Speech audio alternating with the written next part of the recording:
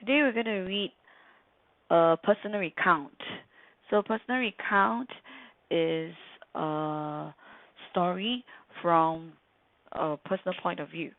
Okay, this personal recount is called Best Breakfast Ever by Silver J. King from this book called Chicken Soup for the Soul. Best Mom Ever. 101 Stories of Gratitude, Love, and Wisdom. You should have your book with you and turn to page 320. So before I read, I am going to make some prediction. Okay, so looking at the title, Best Breakfast Ever, I guess that it is a meal made by that is taken in the morning. And then I also predict that this is cooked by a mother, because I see that this is from a collection of stories that is about mothers. Okay, so looking at this picture, I noticed that there is a woman tucking a man into not bed but a sofa. So the man seems really tired. Oh, I noticed there is a hard hat here. So this person could be working in a construction site. Okay. And what is the best breakfast ever made of? It looks like it's made of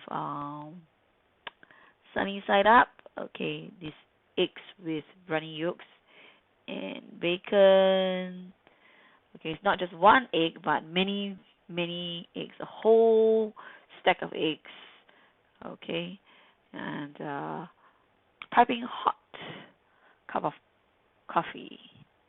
Okay, and there's a girl you're looking at, I guess some parents. Okay, so these are some predictions that I made before I read the story. So make sure, let's check later if my predictions are correct. Okay. One good mother is worth 100 schoolmasters. One said George Herbert. So this good mother must have taught a lesson which the child remember for a long time. Okay, let's start. My dad worked in construction. His day started early and ended late. All he wanted to do was crash on the couch and relax when he got home. For the most part, that was what he did. No one complained. We were just happy that he was home. But one hot and muggy summer, when my parents' 19th anniversary was coming up, they made plans to go out. Just the two of them. The big day finally arrived, and Dad got home at 7. Mom had fed all 5 of us early. She was dressed in the finest and wearing his favorite pair of high heels when he came in. They kissed, as they always did, when he came through the kitchen and headed for the family room. It was obvious he was hot and tired. There's something that I noticed here. Wearing his favorite pair of high heels, not her favorite pair of high heels. So that tells me that the mother picked out the outfit very carefully and chose the one, not what she liked, but what her husband would like her to wear. Okay, so it was obvious that he was hot and tired. So can actually go out for this dinner date? Hmm. What's your prediction? Okay. They will go out or they won't go out? Honey, I just need a 30-minute nap and then I'll get ready and we'll go out to eat, he said as he sat down on the couch. Mom was already on her way over to the couch to give him a fresh cup of hot coffee. Okay, so he says that he wants to take a nap before they go out for the dinner date. What do you think? Would he wake up from the nap in time to go out and celebrate the wedding anniversary?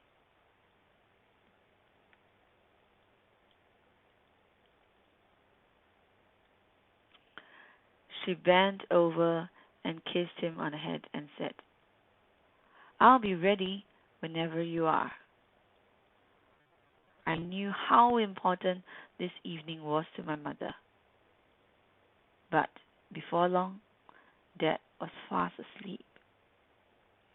Then I watched my mother do the strangest thing. She reached into the refrigerator and took out eggs and bacon. Soon she had a batch of biscuits baking in the oven. I never said a word. I just watched her. Why is this very strange? What were they going to do? They were going out to celebrate their wedding anniversary. They were going to eat dinner. But her mother started cooking. Why? Why did the mother start to cook?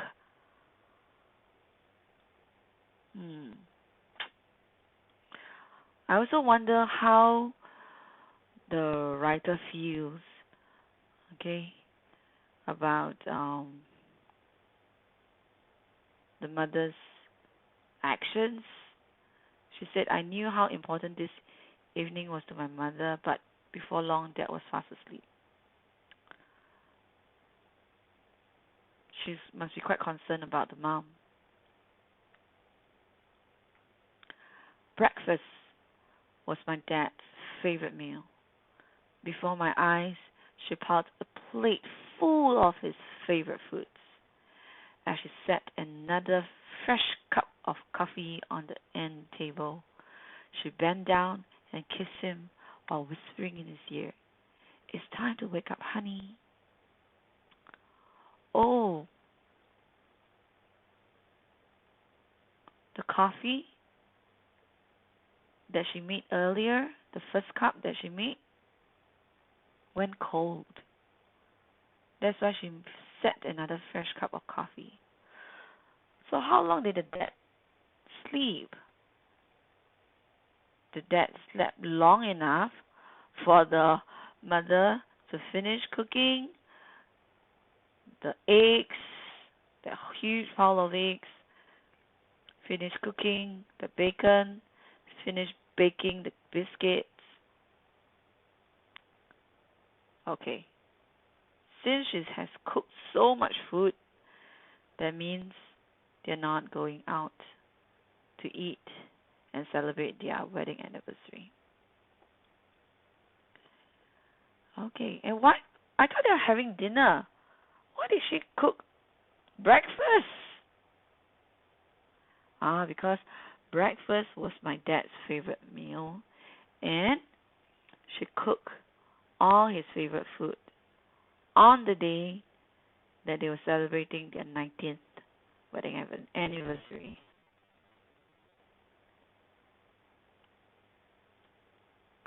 He ran his fingers through his head of natural curly snow white hair and sat out on the edge of the couch. As he looked up, he found my mom standing in front of him with his dinner. I will never forget the look of love that passed between them as they made eye contact.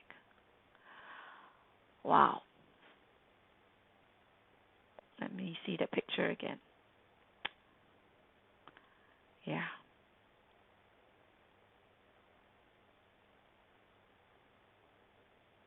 See the look of love. All of that is in construction because you can see the hard hat here. Honey, I promised you I would take you out to dinner, and I meant it, he said sincerely. Ah, he was trying to assure the wife, the disappointed wife, that he didn't want to break his promise to bring her out for dinner. And he truly meant that he wanted to keep that promise. Mom sat down beside him on the couch as he took the plate of food. She kissed him on the cheek. I know you would, but I also know you have had a hard day and you're tired. What is important is that we are together. We can go out any time for dinner. Wow. To her, going out to celebrate the wedding anniversary is not as important as being together.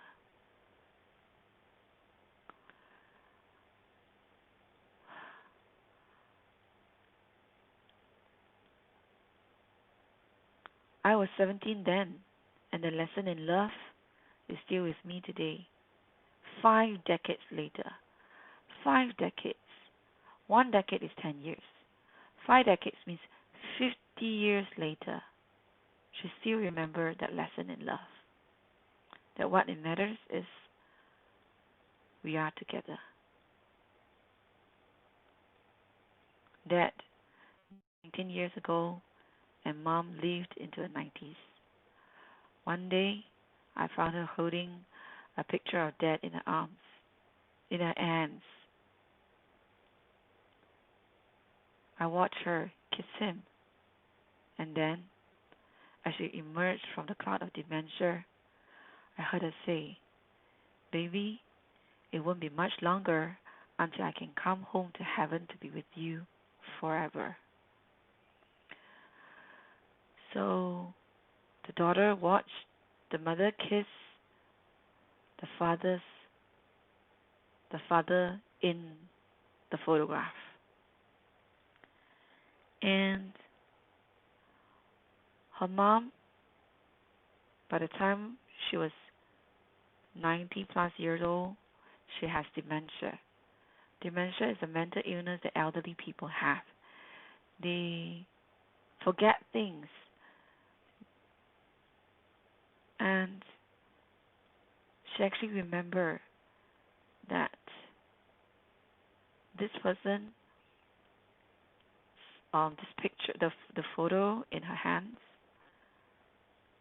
is her husband. She remembers that. 3 years ago, Mom entered Heaven's Gate to be greeted by the love of her life. Okay, Mom entered Heaven's Gate. That means Mom passed away. To be greeted by the love of life. Her love of life is her husband. When I miss them, I just imagine how happy they are to be together again. Then, a sweet peace sweet peace, short vowel, or long vowel, peace, long vowel, and comfort falls over me. The same way I felt when I saw their tremendous love for each other on that night, when my mother made my father a special anniversary breakfast for dinner. So the best breakfast ever is this special anniversary breakfast that the mother made for the dad's dinner. Wow. This is a very, very touching story about love. So after you read a story, spend some time to connect to the story. That means think if you have any similar experience. Do you have any similar experience as a writer,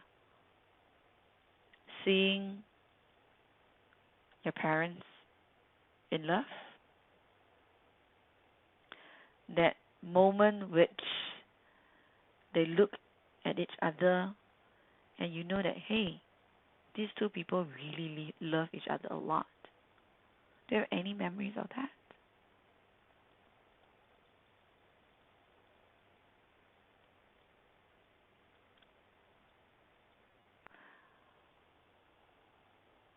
I think if you have any memories of your parents loving each other, you should tell your parents that you have this particular memory with you. Tell them that, Mom, Dad, I know what love is because I see that in you. I see that in you when you did this. I see that when you that you showed love for that. When you said this, your parents will be very touched that they have taught you a lesson of what love is. When I recorded this lesson, it was during the period of the circuit breaker. Today is the 50th day of the circuit breaker, which means that I've been staying in my house with my family for the past 50 days.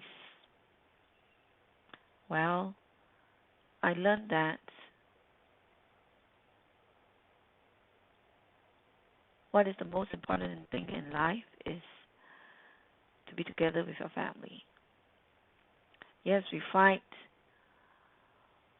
we cry, but most importantly, our family is with us.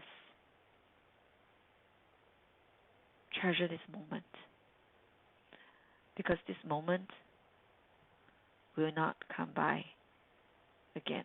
This long period of time that you have spent with your family will not be the same again when school reopens, when life resumes. Everybody are busy with their life, with their own things. This will not come back anymore. So treasure this.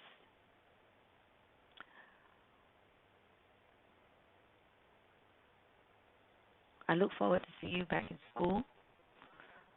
But if I cannot see you back in school, please understand that I need to be at home with my family members,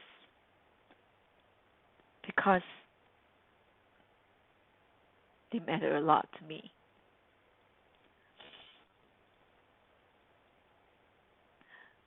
Stay safe, stay healthy, stay at home. We are in this together.